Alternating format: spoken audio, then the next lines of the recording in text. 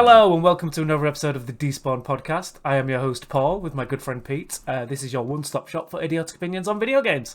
We'll go through we'll go through this week's news as we always do, what we've been playing. But before I do that, quick bit of housekeeping. If you want to find us online, you can do at Despawn Podcast. So you can find us on social media, so Twitter, Facebook, basically anywhere you want to look for us, we will be there. Social media, you can find us. Like I say, online. Video form now. You can also find us on our Patreon and later on down the line on YouTube. I'll put the links in all the descriptions below. If you want to support us, please do go to patreon.com/Despawn Podcast. It is about £1 to get early access to the podcast, video formats, extra Let's Plays and stuff like that. Obviously, you don't have to. You can go to your usual podcast service and get us there for free. Just search Despawn Podcast and you will find us. As we do each and every week, we're going to talk about all the things that have happened in the wonderful world of video games. It's been a pretty hectic week this week, so we've got a lot to get through. I can't see, so I'm putting on my glasses. But yeah, before we get into all of the news, including Nvidia and Nintendo and everything else, Pete, what have you been playing this week? I've been playing Final Fantasy 14. Yeah, of course, figured. Right, cool. Anything new in the wonderful world of Final Fantasy 14, or is it just same old at the moment? It's still just doing the same stuff. I was going to play something else on my Switch. I was going to start playing World of Final Fantasy because I wanted to play that again. But I'm already partway through it, so I was rewatching all the cutscenes to remember how far through the game I am. I fell asleep. Yeah, fair enough. As long as you didn't accidentally wake up on the ending, that's fine. Not good. All right, cool.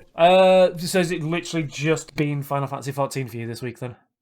Yeah, I did think I'd played something else, but I guess not. No, well, you could have played Moon this week at some point. I'm sure I played Moon last week, didn't I? No, you were talking about you got it, but you hadn't started playing it. I must have played it after the podcast then. Yeah. Yes, I started Moon. Cool. It's odd. Yeah. I like the intro. You start off as a kid in his bedroom playing on an RPG game. Okay. You make a new save, you put your name in, you do the intro, and then it cuts to a save a few hours in, and you see the hero kill a monster. Cuts a few more hours in, shows you something else. Okay. And then just as you get to the final boss, your mum shouts upstairs and tells you to go to bed. All right. So you turn the game off. The TV goes weird. You get sucked into the game, of course. Right. Yeah, of course. That's how these things work. And you're there at the beginning of the game, and then you see things from a different perspective. You find out that the hero's a bit of a dickhead. Okay. Yeah, the monsters that are being killed were just innocent monsters that weren't attacking anyone. Oh, right. Okay. So the aim of the game is to go and find these spirits of the dead monsters to help them pass on. Okay, interesting. There's also a time limit on the game, which it doesn't tell you about, and I died to it first time. All right. So the game runs. It's like a bit like Majora's Mask, where all the people in the game, but all the people in the game have like a routine and they go about their life. So you'll find them in different places during the day, but you can only be alive for a certain amount of time, and then you just drop dead. Oh, all right. The more souls you've rescued, the longer you can stay alive for. Okay, so it's kind of a race to save as many people as you can. Or help them pass on as many as you can, yeah. And as long as you go and sleep in a bed before you run out of time, you move on. Okay, fair enough. But I think it's the same day again. I think you restart it. Okay. With the souls saved. I'm not sure. I only played about an hour or two. Right, so it's a nice, interesting mechanic just to keep it a bit interesting from your standard stuff then. Oh yeah, there's been some intrigue. Like as I was running back to try to get into the bed one time, I saw the dog that lives in the house that I've been sleeping in come running out into the woods, and I was like, "Where's the dog going? I don't have time to find out because I'll die." But next time you can go find out. Maybe I need a lot more time. I think. Yeah, so more souls to save. Just never enough time, just like real life. Yeah, exactly. Oh, I know that feeling. Cool. Sounds interesting. How much was that, by the way? Do you know? That was 15 to 16 quid, I think. It's not too bad. Worth picking up. So, yeah, I need to play some more of it. Just free time. Yeah. Well, maybe play slightly less Final Fantasy 14. Well, I've finished doing one of the beast tribes now, so I don't have to go on every day to do that anymore. Fair enough. Good to know. I can do less. Or I can play my new character that I made in secret. I'm shaking my head. Like for the audio listeners, I don't know, Pete. I don't know. For me, I have been playing, because it's my turn now. It's all about me. I've been playing Hitman 2. So I've been streaming that at the moment. I finally finished the story and the Patient Zero DLC. I forget how much fun that game is. Like, it's just a glorious little sandbox game to play in. And yeah, I had so much fun with it. Played a bit more Fall Guys, didn't get any crowns. Other than that, I tried Battletoads. I've done the first couple of levels in that. I saw you playing it. It's all right. Yeah, I've not heard great things. It's fine. I didn't have the nostalgia of the original. I never played the original version. I know it's available on the Rare Replay. I just never bothered with it. Obviously, I heard about the difficulty spikes and stuff like that. So it was never a game that really grabbed me. But yeah, the new one, it's just a nice, fun 2D side-scrolling beat-em-up. Sometimes it's got some fun mechanics for like side missions and stuff. Like I did a bike level, which was fun. That game, like the art style screams for a Saturday morning TV show. Like it just needs to be a cartoon. Someone needs to make that. But yeah, other than that, it's fine. My problem was there was nothing that really grabbed me. If you know what I mean, although everything played well, the fight mechanics were good, some combos and things like that, which were nice. There was nothing like particularly exciting. Yeah. And I've heard that. Yeah, which is fine. Like, there's nothing that's making me want to go back and finish it. But maybe I will when if I'm sat in front of the TV board. I'll put it back on if it's on the home screen or whatever. But yeah, it's not what I'm rushing to go back and finish. So yeah, I've heard a lot of complaints with it. It tries to be too many genres at once. Never really does any of them like particularly well. Yeah, like the beat 'em up levels. If you've got pretty basic beat 'em up controls. Yeah, it's basically punch, dodge, uppercut to air attack, and then you just do a combo out of those, and that's about it. And a grab attack as well. Then you've got racing levels, you've got platform levels. Yeah. Puzzles, I think there's puzzles in it. I think some puzzles, there's collectibles and stuff in each game, some of which involve a bit of back and forth on the level, which is quite cool. Yeah. But yeah, all in all, it's a pretty it's a standard platformer beat 'em up thing. I don't know what the Metacritic is. I think last time I looked, it was around the 70s, 80s, and I think that makes sense to me. It's a solid game, but it's not an exciting one.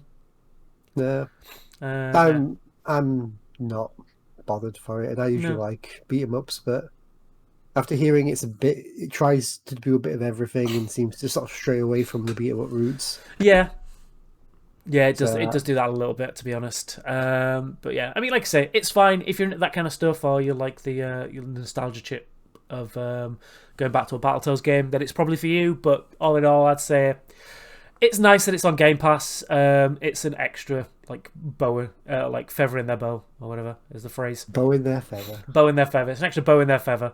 But yeah, it's fine. It's cool.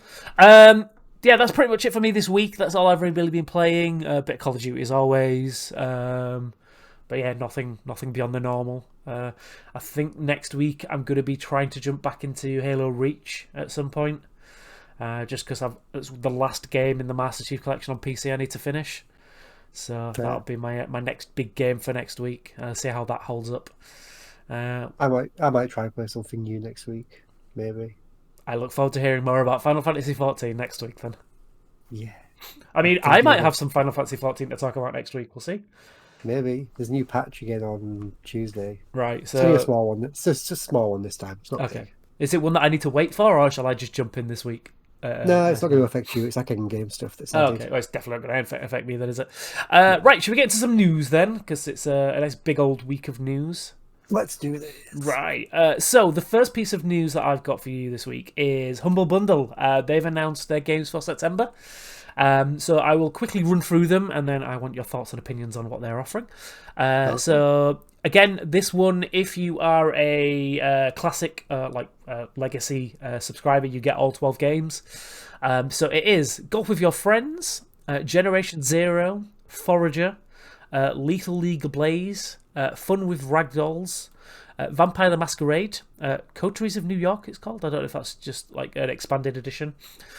Strange Brigade, Evoland, Ukulele, and The Impossible Layer, Catherine Classic, The Occupation, and Shapeshifting Detective. Me, personally, I think there's some good games in this one. There's a couple of games that I wanted to play.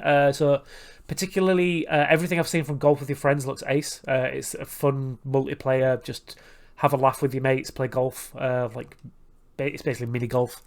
Generation Zero is one of those games that I think when it first got announced, everyone got super excited for it. It kind of like dipped away a bit, but it does look cool. It's a nice first person kind of weird, like robots taking over kind of thing. Imagine like Half-Life Portal mixed with like a genuine FPS rather than like a puzzle side. Okay. Forager, I think we've talked about that a few times. Have you played Forager before? I feel like Yeah, I've got Forager. Yeah.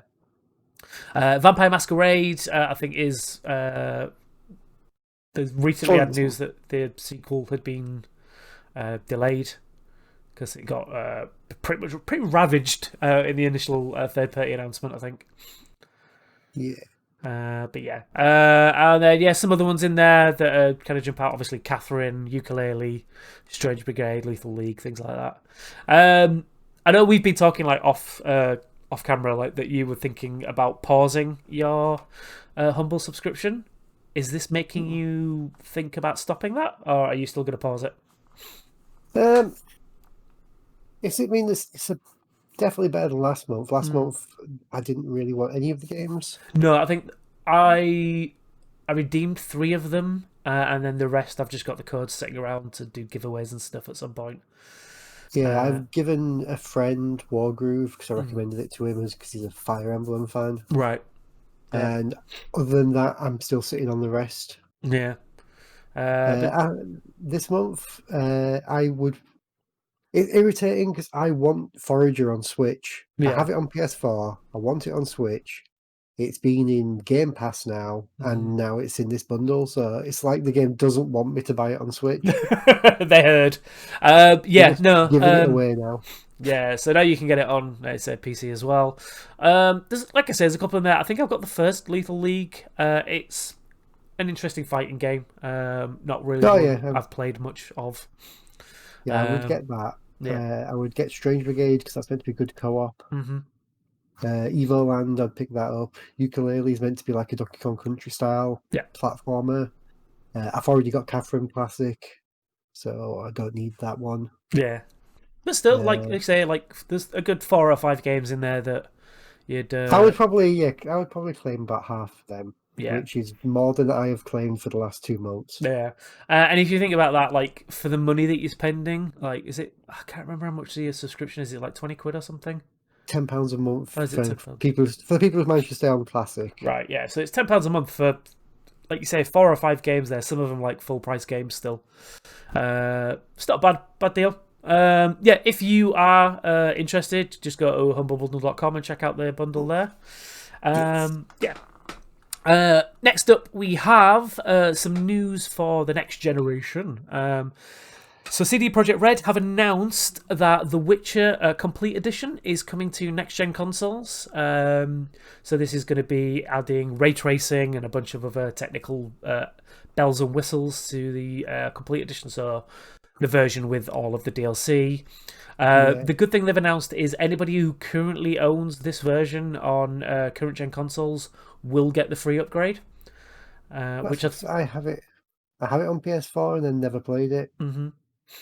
Well, and I bought it on PC. I hope the PC version gets the ray tracing and stuff as well. I think they said that the PC version is going to get it as well, but specifically they're talking about obviously console and next gen upgrades and things like that.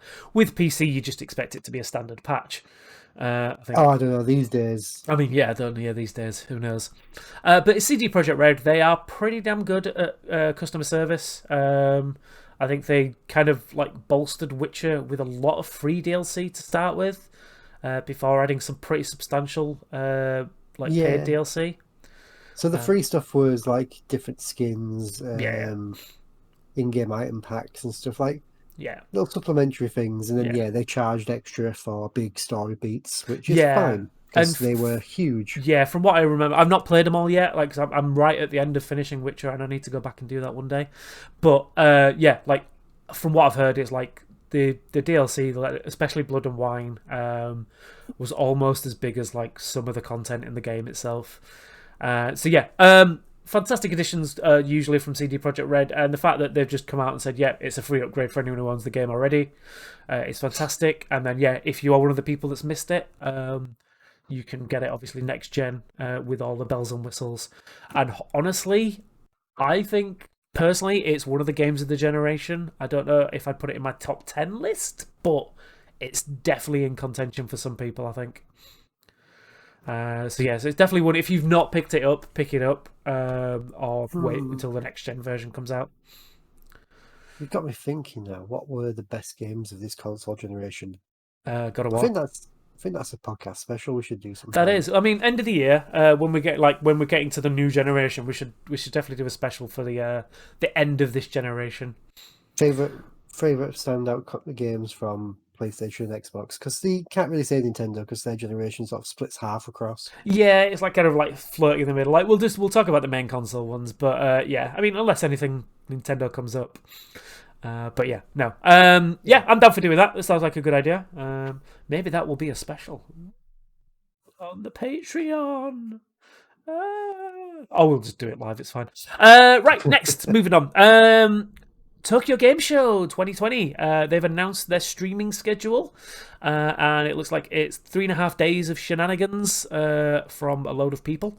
So this is kicking off on the 24th of September until the 27th. So you can find this at TGS. Just search Tokyo Game Show online. Ton of stuff in here. No Elden Ring. Sorry, Pete. Actually. Hang on. Actually? Oh, whoa. I looked through this before. I didn't know. I'm pretty sure Bandai Namco are publishing Elden Ring. So you think maybe? I mean, they have got a big slab of time in the middle there on the Sunday. I mean, I'm not going to go through the entire schedule because there's a lot of stuff on there. But some of the people that are there is Microsoft Japan, who've confirmed they're not showing any new games. So Square Enix, Lightning, Bandai Namco, as you say, Koei Tecmo, Konami, Level 5, Sega Atlas. Yeah, so there's a ton of Capcom. There's a ton of big games that big names that you'd expect there. So hopefully we'll get some new announcements. PUBG has a bigger spot than Microsoft. Yeah, but it's Microsoft Japan. Like, I think Microsoft are typically not. I'm surprised they're even there, to be honest. If they're going there but they're not announcing anything new, what was the point? Well, that's the thing. The big thing about Microsoft in Japan is that they're not really in Japan. They're not at all. Which again, why are they doing this? Because it's a push they want to go for. It's a new market. If they can get at least a foothold in there, I know that obviously some of the conversations that Phil Spencer's had in the past are about how he recognizes that they kind of failed in Japan and they want to make an effort as well as bringing Eastern games to the West. So a lot of more Japanese RPGs and stuff like that to Xbox, which I think we've seen from some of the recent announcements that is a thing they are working on. Is that a studio called Renaissance High School Group? Which would yes, it is. Wow. Yeah, I'm gonna have a look at that up after to see what's going on there. But yeah, I mean, so yeah, as I say, 24th to the 27th of September, you can catch it all online. I imagine there's going to be some announcements there. Obviously, we've had recent talk in the past about how Atlas want to bring more games to PC and Switch as well, maybe. Obviously, with the response to the Persona 4 Golden release, I think it's something in their market going forward. Yeah, I think we'll see some more for Atlas. We might see a new trailer for SMT5. True. Yeah, and if we're lucky, maybe we'll get help. To be honest, though, do you think this is the place that reshow Elden Ring? Or do you think they'd wait for a Western? Well, we haven't heard any Elden Ring news for a while. I know we haven't, but I mean, that's the thing, though. Is it something that is going to be more exciting for Eastern audiences or Western audiences? I'll be fair, I don't know. Bandai Namco's got a big block there. They're running over 2 hours.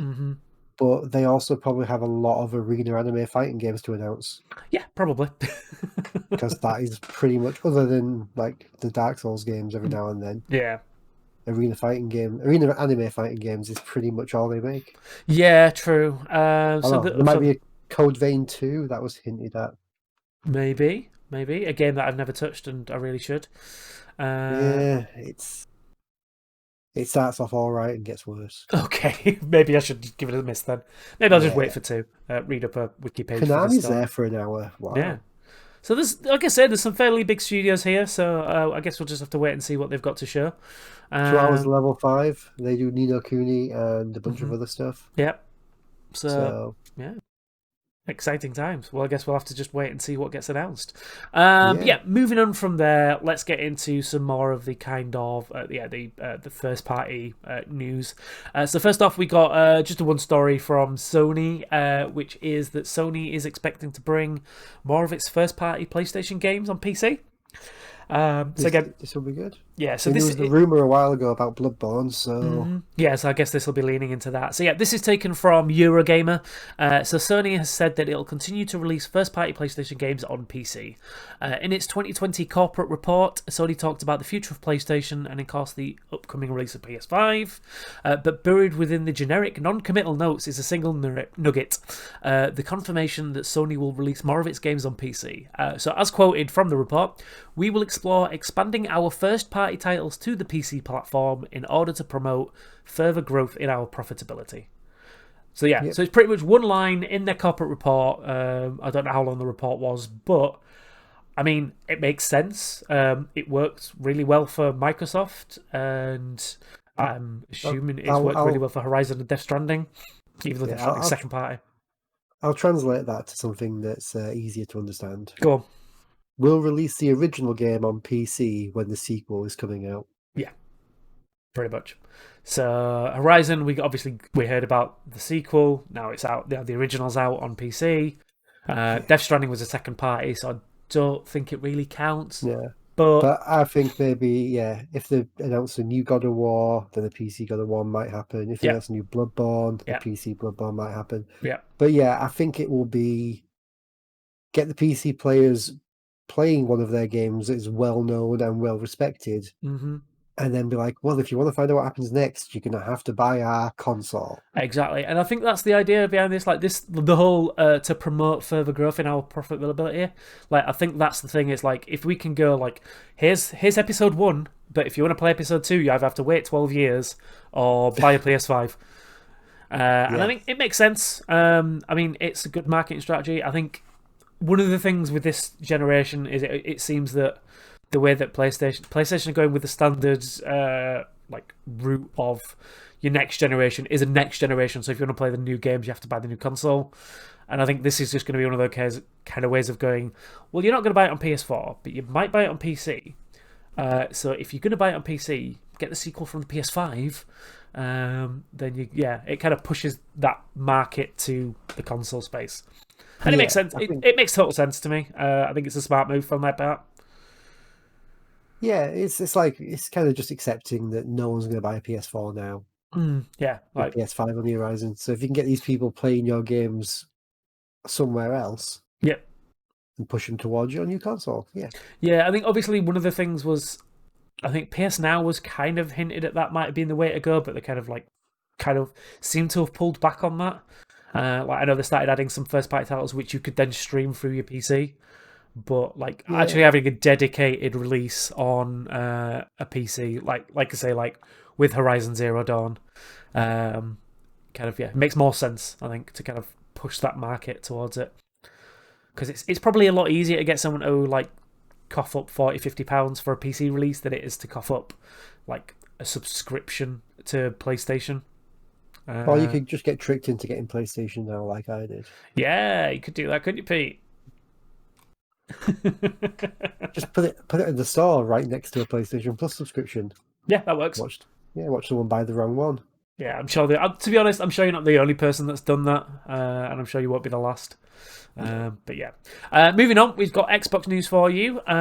So the first bit of news is they have confirmed that basically the Velocity architecture that they're bringing to consoles, they're looking to bring the same kind of direct storage to PC as well. So this is taken from a Microsoft blog itself. It's basically them saying, it's a lot of words. I'm not going to go through it all, but the basic gist of it is the work that they've done to work on the SSDs for consoles. They're looking to bring that same kind of architecture to NVMe SSD storage on PCs, to kind of obviously bring that kind of increased technology to PC architecture. Which is one of the things that I've been talking about for a while, in the fact that I love when new consoles come out, because it usually pushes the PC space a bit further, and this is directly one of those examples. So the way this works is currently PCs, if the graphics card wants something from the hard drive, it has to run via the CPU. Yeah. The CPU has to collect the information and pass it on. Direct storage, what we're calling it. Direct storage, yeah. Means that the graphics card can go straight to the hard drive now and bypass the CPU. Yeah. And that removes the bottleneck of the CPU that's trying to divvy out different bits of information while doing its own job. It also means that this is why the new set of graphics cards are also going to have a lot more RAM, so they can store a lot more temporary information. Yeah, I think we saw with the a few months back when we had the Unreal announcement for Unreal Engine 5, and they was talking about how the new architecture is going to basically say, instead of pulling back 40 versions of something, you're going to be able to pull back one version of something and read it 40 times. And it's that kind of like architecture that's kind of what this is aiming for. So again, as I say, I am super excited for like these kind of like step up. This basically makes the new graphics cards be able to do what the new consoles are doing, and then now makes the new consoles obsolete already. Yeah, but I mean, this always happens. Every year, well, every generation, this happens. You'll get to the point where consoles will slowly but surely start catching up to PCs, and then PCs will go, nope, not having them. Which again, we'll talk about that in the story near the end. But yeah, for the Xbox stuff, I thought this was quite exciting. It's really cool to see these kind of jumps in technology, which you always get around new generation cycles. And I'm excited to see where it goes and what it actually brings to the PC space. Next up, again, talking about new stuff and things. Xbox have confirmed they've basically rolled out a new standard for their third-party peripherals.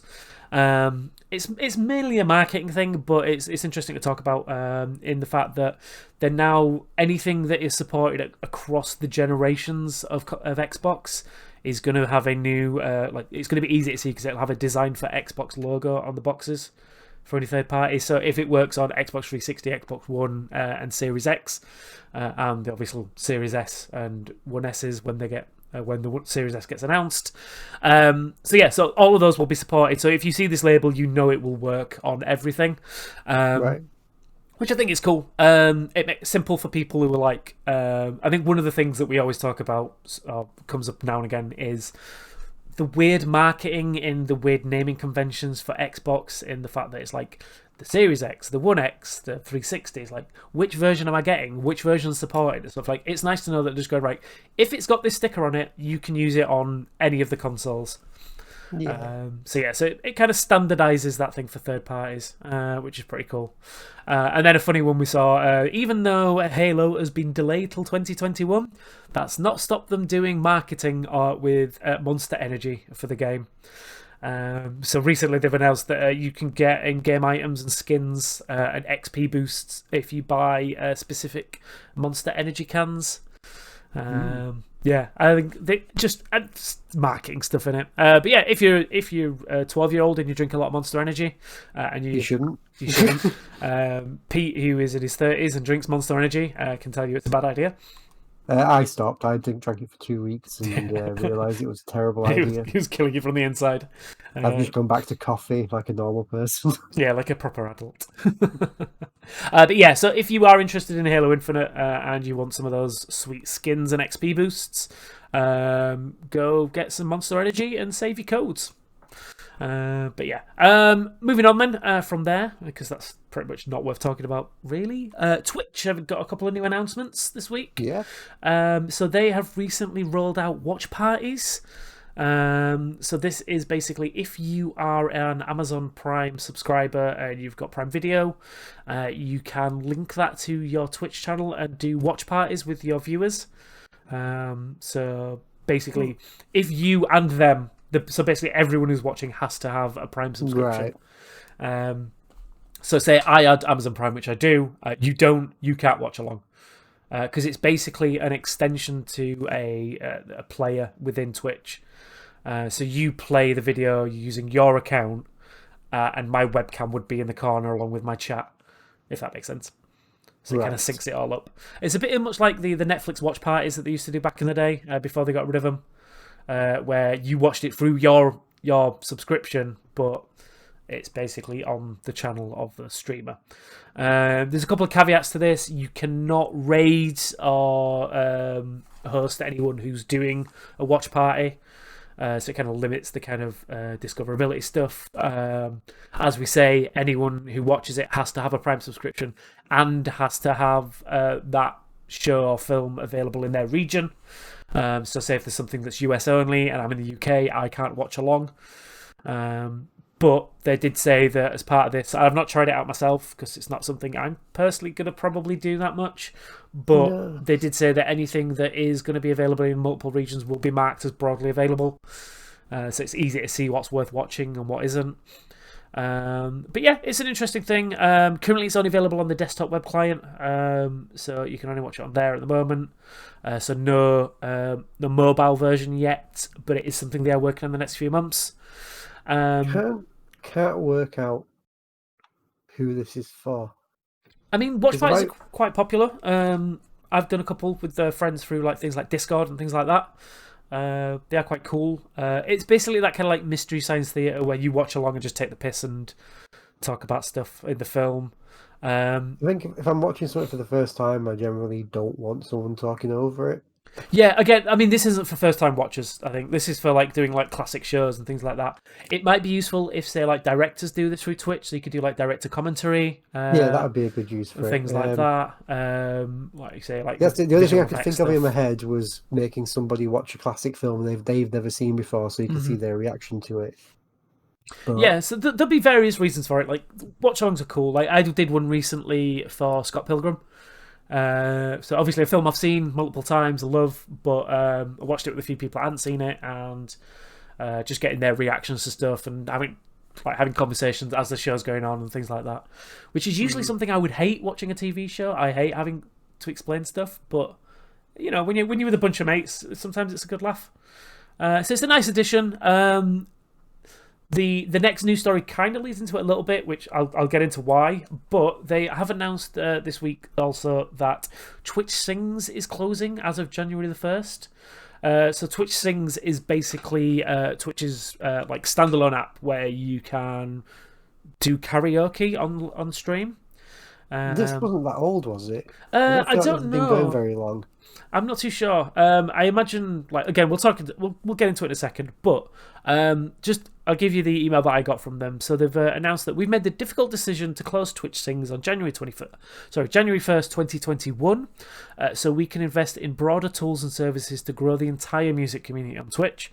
This community has inspired us with their talent and passion, and we thank you all for what you've given to Twitch Sings over the years. So it's looks like a few years old.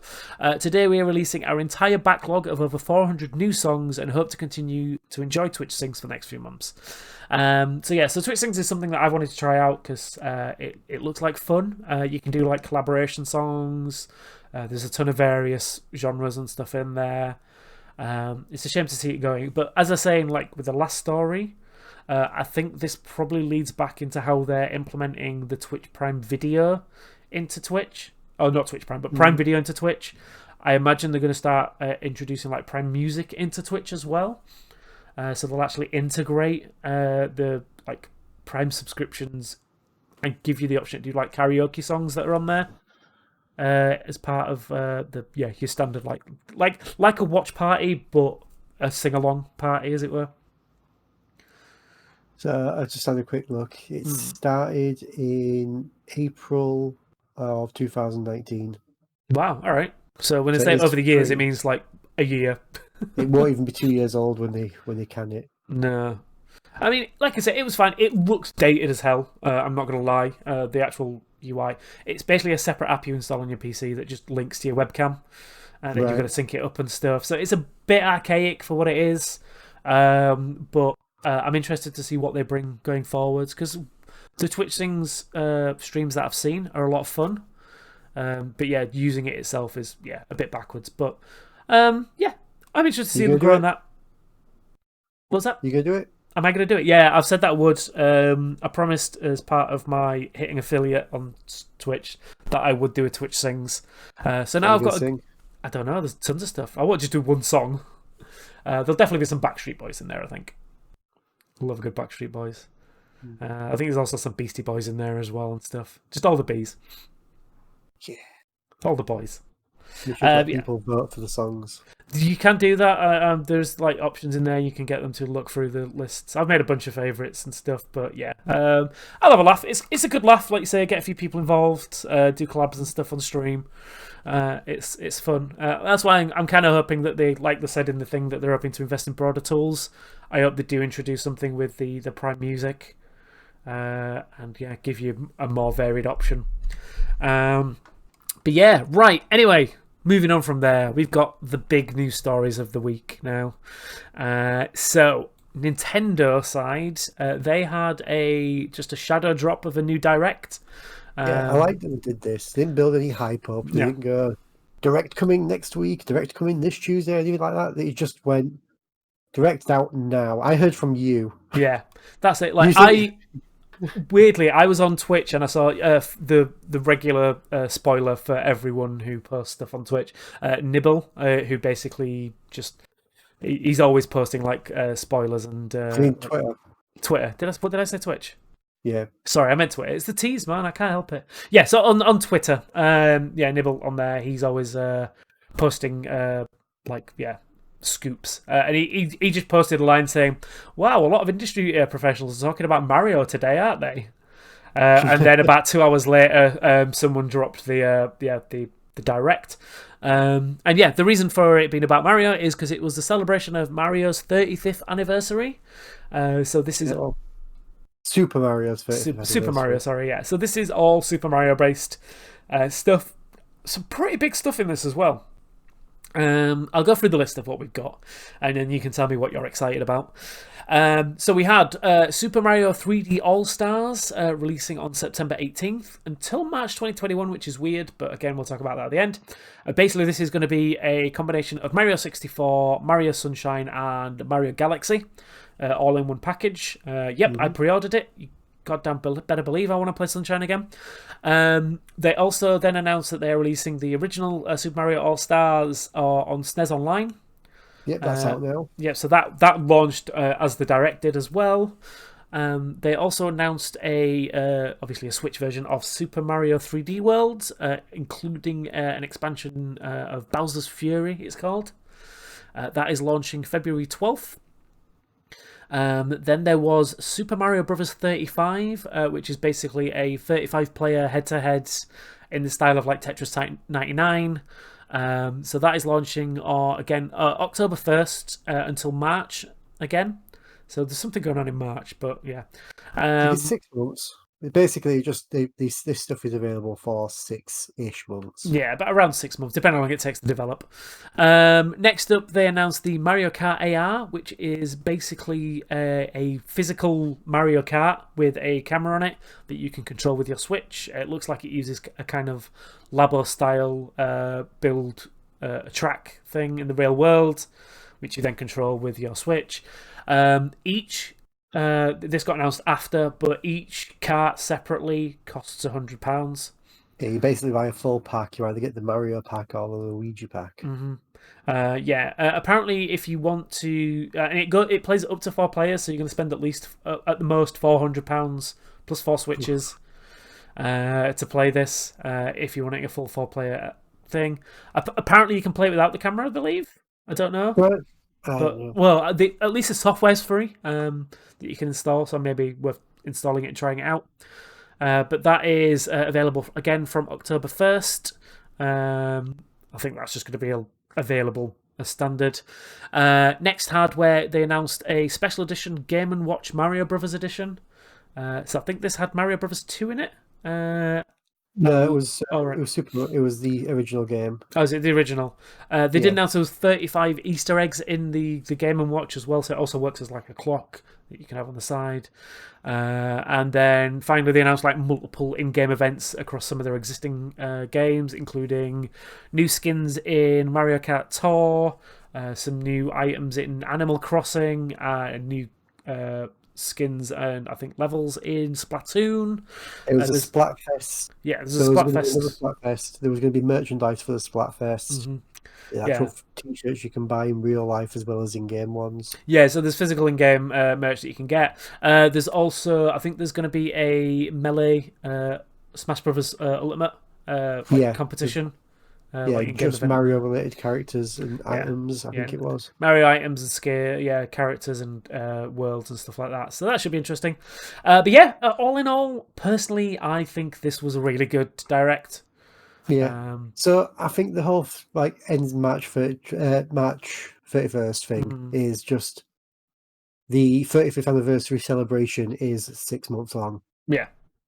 So they've also got stuff on Club Nintendo as well, like stuff you can get during this period, and competitions you can enter.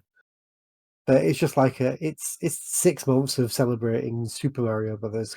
I get that. Like I understand the celebrate, but the fact that things go off sale and you can no longer buy them is the weird thing for me. On the 25th anniversary of Super Mario, they released a Wii disc version of Mario All-Stars, which was also limited availability. Yeah. So it's just they want to make something collectible for people to celebrate the anniversary. Yeah. I don't agree with the digital version going off sale because that's not really collectible anyway. No, because it's digital. Yeah, leave the digital version up. But if you're going to buy the physical, which have you pre-ordered any of these things? I pre-ordered it and sent you the link. Yeah. So yeah, I've yeah. So yeah, again, I've got the 3D All Stars up pre-order as well. I'm tempted by the Game & Watch next payday if it's still in stock. I doubt it will be. I'm not bothered for the Game & Watch. I just like it's collectible. I'll get 3D Worlds, but that isn't limited. No, that's just out February 12th. But yeah, some really good things. I'm super excited. I've never played Galaxy because I was never a Wii or Wii U player. So I completely missed that. So I am super excited to get older Galaxy for the first time. I love Sunshine as well. I think it's a fantastic game. And obviously, Mario 64 is basically the start of 3D puzzle game, platformer games. Or at least the standard at the time. So it's awesome to get that on the Switch as well. So I'm excited for that. Again, as I say, I think it was a really good Direct. I love that they just shadow dropped it. I think there've been some rumours that these things were coming out for a while, but it's nice that they kind of bundled it all together and just went, boom, big drop. Here's a load of content you can pick up if you're a fan. And yeah, great stuff. The Mario 3D All-Stars Collection is the #1 bestseller on Amazon right now. Yeah, not surprised. So where did you pick it up from? Did you pick it up from Amazon or did you get it from Direct? Yeah, all right. I got it on Amazon before there was even a preview image for it. It was just said, yeah. I found a link on Twitter, bought that, panicked a bit afterwards. Was it real? I mean, if it's through Amazon, it should be, but who knows? I got mine through directly from Nintendo, so I'm sure mine will turn up a week later than everyone else's. But well. Yeah. Anyway, moving on to there, we got the biggest of the biggest news this week. We As we've been talking like at the beginning, where we're talking about like obviously the big jumps in technology due to new consoles and obviously PCs taking the leap ahead to get away from them. Nvidia came out this week and announced their new 3000 series graphics cards. Oh boy. Oh boy, indeed. This might be one of the biggest jumps I've seen as a PC player in graphic card power and price cuts and stuff. It is insane what they're basically saying they're going to offer as part of these things. So I'm going to quickly go through them to tell you what they're offering. So they're offering 3 cards. There's the RTX 3070, 3080, and the beast of a 3090. So the 3080, which is going to be basically the flagship. Yeah, the flagship card is launching first on September 17th. Then the RTX 3090 is launching on 24th. And then the cheapest version, which is the 3070, is launching in October. No specific date on that one yet. So these are all, they're calling these the new Ampere GPUs. So it's basically double what everyone was thinking was going to come out. So I'm going to go for all the numbers. You can explain what they all mean at the end. So twice with the FP32 units, the RTX 3090 has 10,496 CUDA cores. The RTX 3080 has 8,704, and the RTX 3070 has 5,888 CUDA cores inside it. The memory capacity is also chunky with 24, 10, and 8 gigs of either GDDR6X or GDDR6 respectively. Performance-wise, the Green Team is touting a 1.9% performance per watt improvement over Turing, which means that to hit 60 frames per second, you'll need almost half the power. The RTX 3090 is reported 1.5 times faster than the RTX the Titan RTX. The RTX 3080, which is the flagship, is now twice as fast as the RTX 2080, and the 3070 can outperform the RTX 2080 Ti, which, from what I understand, it is basically the top of the line model at the moment.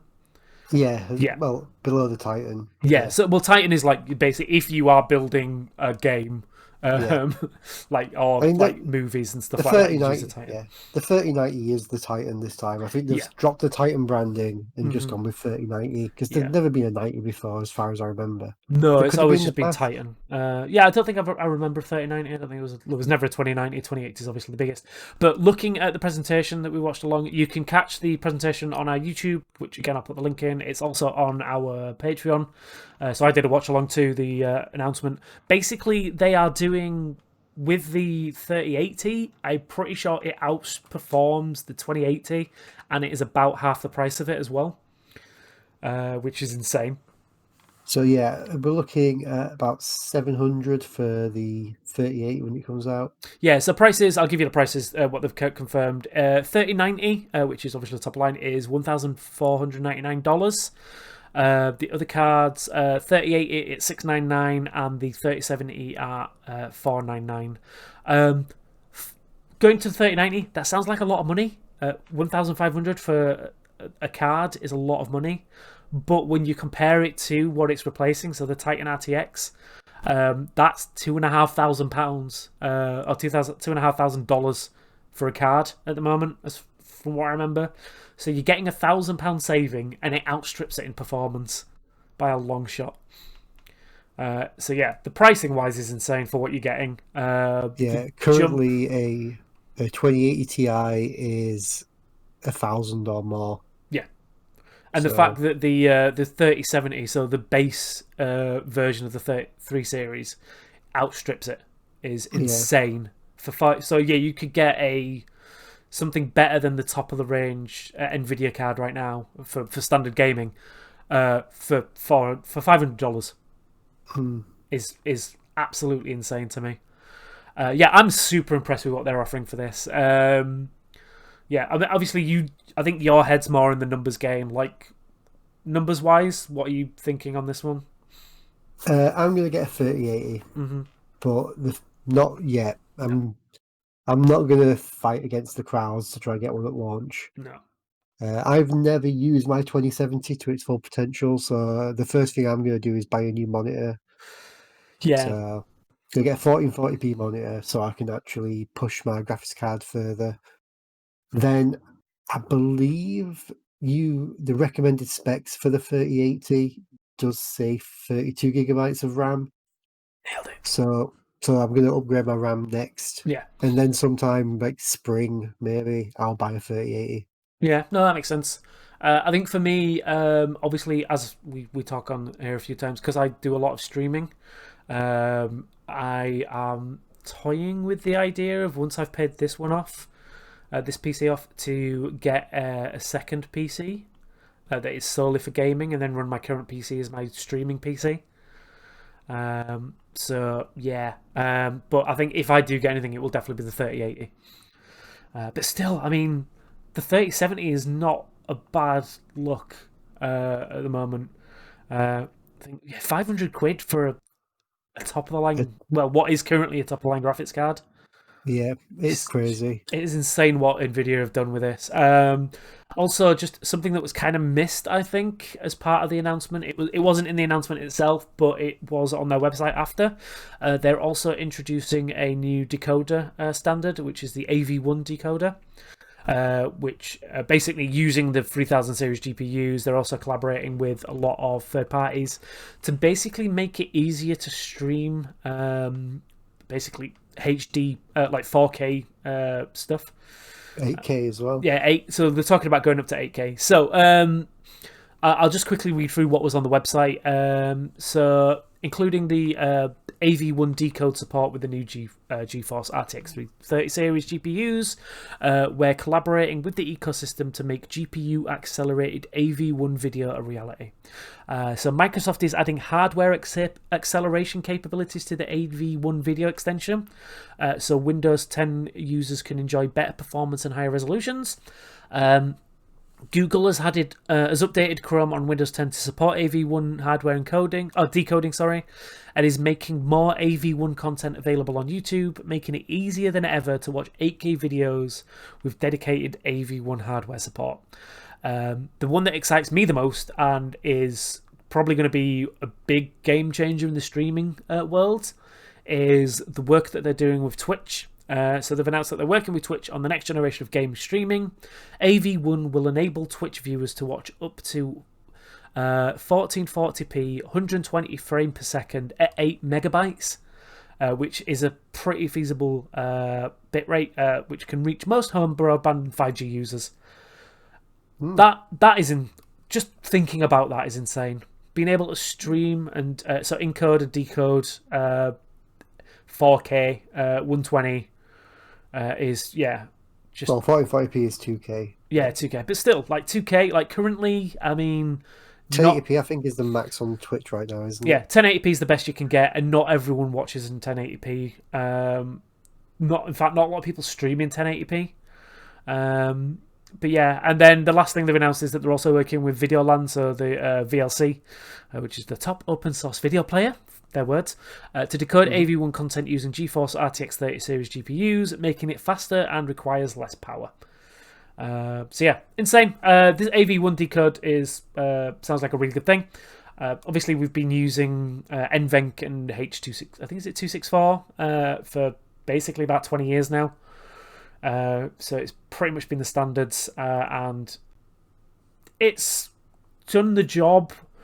But I think the fact that as part of this article, they were talking about like 60% of digital media is now video.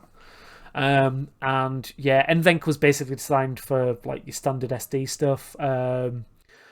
Being able to do like top level HD 4K stuff, like it's not really built for it. So getting this new standard is kind of needed, I think. And if it brings like Twitch streaming as a main to like more HD audiences, or makes it easier to get HD content to audiences, it's can only be a good thing for me. Another thing that Nvidia did announce this week is RTX Voice is available on all cards now. You don't have to have an RTX card. Yeah, so it's come out the beta. Well, I don't think it's come out beta, but they've announced that they've rolled it out to non-RTX cards. Honestly, you could already do it beforehand. There was a little. It's official now. Yeah, it's official now. There was basically changes you had to make to some of the INI files to get it to not care that it was a non-RTX card. But they've now said it supports it. They did say to be aware that it could cause some performance issues, and I've seen it in real life where it has caused some issues for people. For streamers who don't use RTX cards.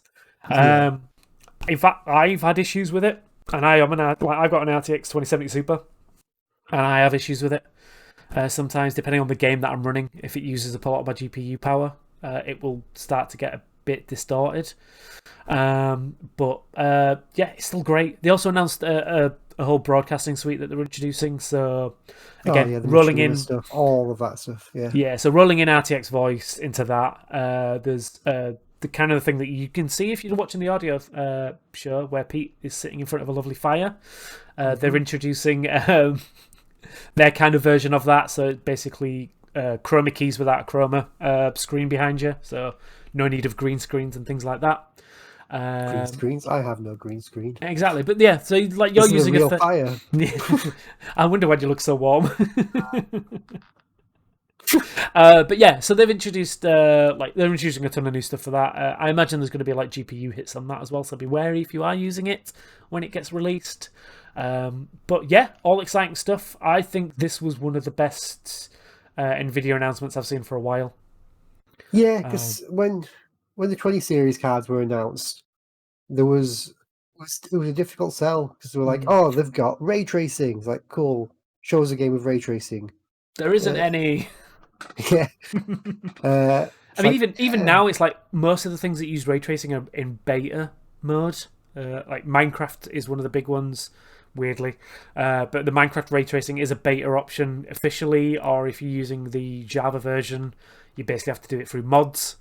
So yeah, I don't think there's any it's not until the current the next gen console cycle where it's becoming a standard. Battlefield 5 was like the big ray tracing game, really. Yeah. But yeah, it's weird because they were better than the 10 series cards, but not by a huge amount. Ray tracing was the main push. Yeah. So yeah, it feels weird to know that I'm going to buy a new graphics card so soon. Yeah, well, that's the thing. I'm less than a year into my 2070. I'm not pissed though. I'm excited to see what these things bring to the table. But yeah, it's something I know I can replace. If I know that my setup can run it, then I'll definitely get the 80. I mean, I'm glad. When I was building mine, I put a 750 power supply in mine, and that is the minimum requirement now. So what you're telling me is I need to replace my power supply? Yeah, so you're going to have basically an entirely new PC by the time you're done. Well, this is what I'm talking about, why I'm thinking about getting a second build instead, because I need a new motherboard so I can fit my my capture card in there.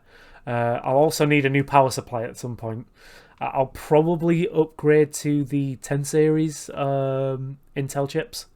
Because I'm on the 11 series is due soon. Yeah, so I may, like I said, I may just wait till the 11 series is out and just have a look at the pricing and see. I would wait for 11 series Intel because 10 series there's not been much of an upgrade from 8, 9, 10. It's like incremental. As far as gaming goes, it's like nothing as major has changed. Yeah, and you've got to think obviously with the changes we mentioned earlier with the new SSD stuff. And obviously the big push for ray tracing and all the kind of CPU hits that these things are going to take, that the 11 series is going to have to bring something big to the table to make it also more than just iterative. With AMD's Ryzen on the heels of Intel at the moment, sometimes some Ryzen stuff completely surpassing Intel. Yeah, I've heard from most people when they're building is go Ryzen, and it's I may do. Let's see what they bring next to their next iteration as well. This is it. Ryzen 4 is due soon as well. It is an exciting time to be a PC builder right now.